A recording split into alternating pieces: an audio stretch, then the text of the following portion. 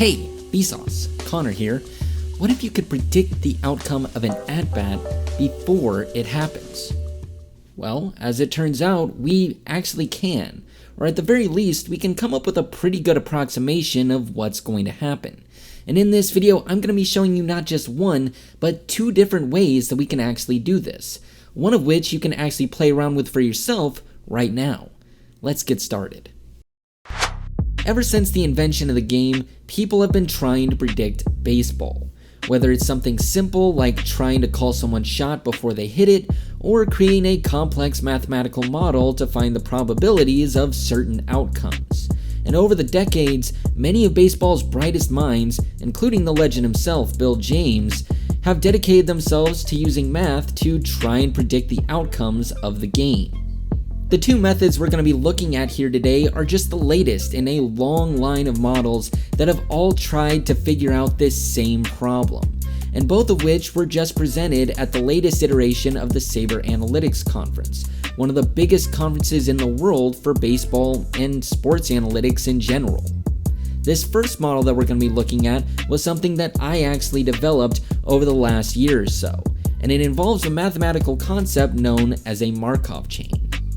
Without getting too boring and technical here, a Markov chain is simply a system that is made up of a set of distinct and connected states, where you can freely move from one state to another with each iteration of the chain.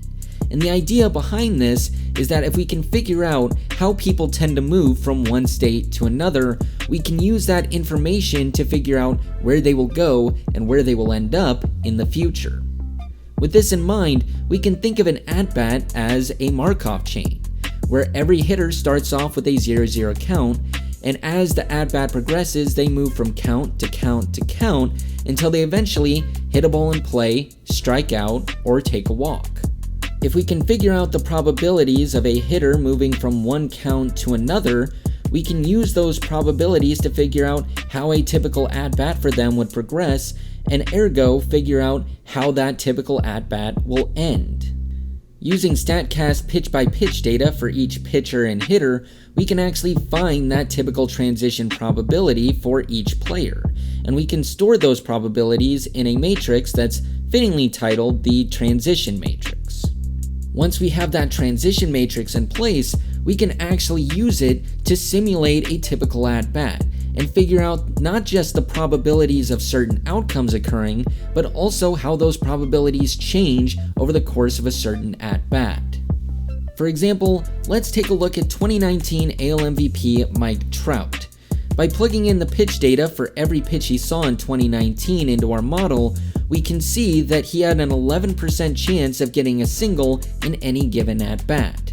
But if we started off with, say, a 2-2 count, for example, that probability looks wildly different, and you could say the same for all of the different outcomes that we measure here. This is already interesting enough, but we can actually take this one step further, because if we have a transition matrix for a certain pitcher, we can actually combine their transition matrix with the batter's to figure out what the outcome of an at-bat between the two might look like.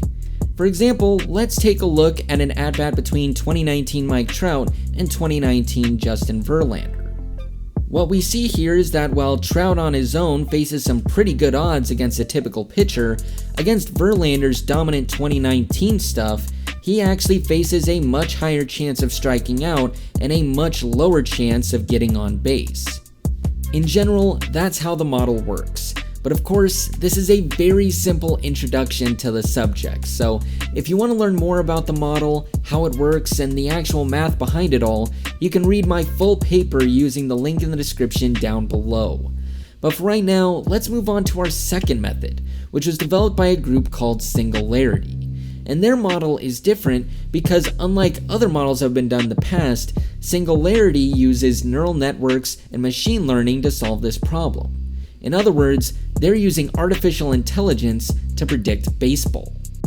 For all of the intrigue and the mystery surrounding artificial intelligence and neural network models, the concept is actually pretty simple.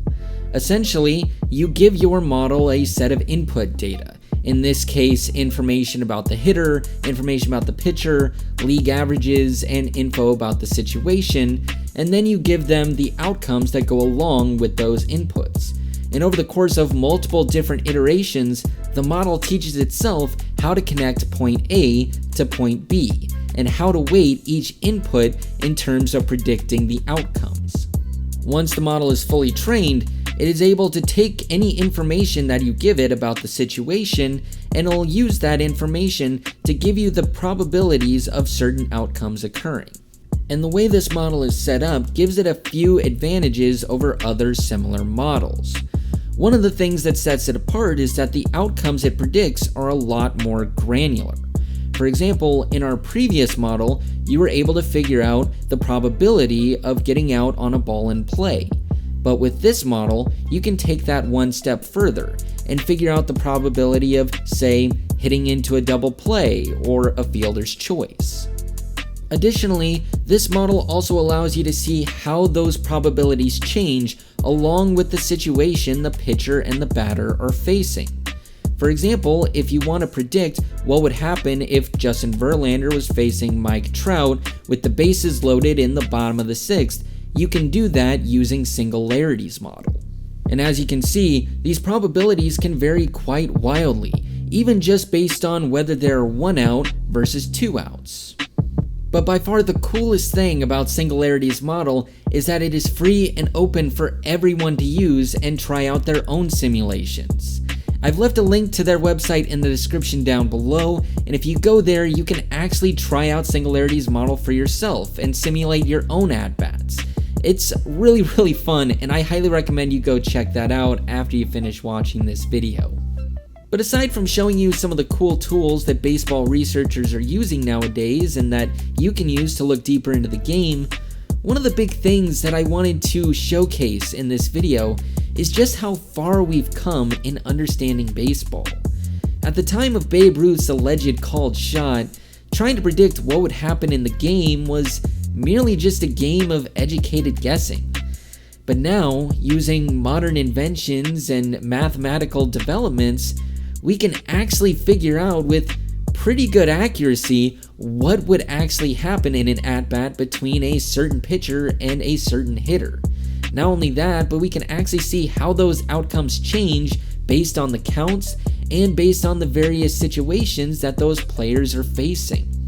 And as we continue to make more and more developments like the two we discussed in this video, the greater that understanding becomes and the more that we can learn about the game we all love.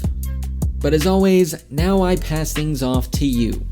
What kind of situations do you want to simulate?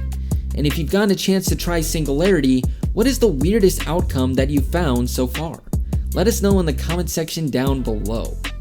But for right now, that's going to do it for this edition of the Baseball Vlog. Thank you so much for watching. If you liked what you saw, be sure to like, subscribe, and hit the bell icon down below. It really helps us out. If you want to check out more of our content, you can see more of our videos using the link right next to me. Or if you just want to watch more baseball videos, we've put some of our favorites into a playlist down below. As always, you can find us online at readthediamond.com, or you can follow us on social media at TheDiamondUS on Facebook, Twitter, and Instagram. Once again, thank you so much for watching, and we'll see you next time.